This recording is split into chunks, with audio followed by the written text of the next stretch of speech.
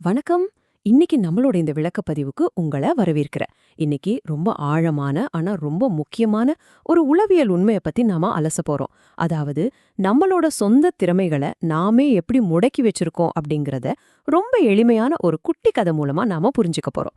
வாங்க, உள்ளே போகலாம். பகுதி 1. பெரிய யானை, மெல்லிய கயிறு. இப்போ உங்க மனசுல ஒரு காட்சிய கற்பனை செஞ்சு பாருங்க. ஒருத்தர் ரோட்ல நடந்து போயிட்டு இருக்காரு. திடீர்னு ஒரு விசித்திரமான காட்சியை பார்த்து அப்படியே திகைச்சு நிக்கிறாரு. அங்க மலை மாதிரி பிரம்மாண்டமான அபார பலம் கொண்ட ஒரு யானை நிக்குது. ஆனா அந்த யானைய வெறும் ஒரு மெல்லிய, ரொம்ப பலவீனமான கயித்துல கட்டி வச்சிருக்காங்க. அந்த வலிமையான விலங்கு நினைச்சா ஜஸ்ட் ஒரே ஒரு இழுவையில அந்த கயித்தை அறுத்துட்டு தப்பிக்க முடியும் இல்லையா? ஆனா ஆச்சரியம் என்னன்னா, அது தப்பிக்கிறதுக்கான எந்த ஒரு சின்ன முயற்சியும் செய்யாம அப்படியே ரொம்ப அமைதியா நிக்குது. பகுதி 2. ஏன் தப்பிக்கவில்லை? அந்த வழிப்போக்கனுக்கு வந்த அதே குழப்பமும் கேள்வியும் இப்போ கண்டிப்பா நமக்கும் வந்திருக்கணும். அந்த யானை ஏன் தப்பிக்கவே முயற்சிக்கல?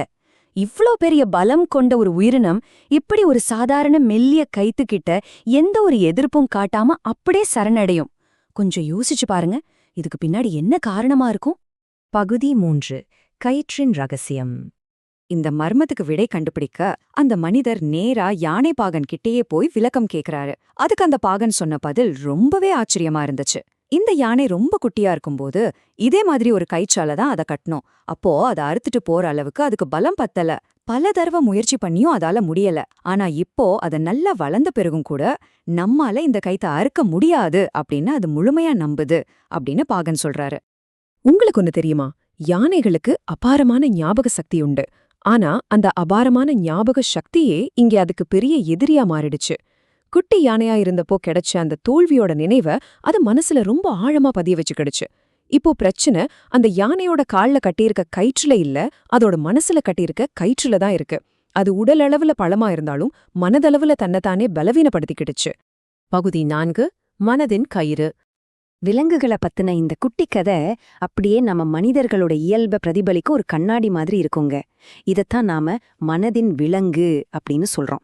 அதாவது, கடந்த காலத்துல நாம சந்திச்ச சில தோல்விகளால இனிமேல் என்னால முடியாது அப்படின்னு நாமே உருவாக்கி வச்சிருக்க ஒரு முட்டாள்தனமான நம்பிக்கை.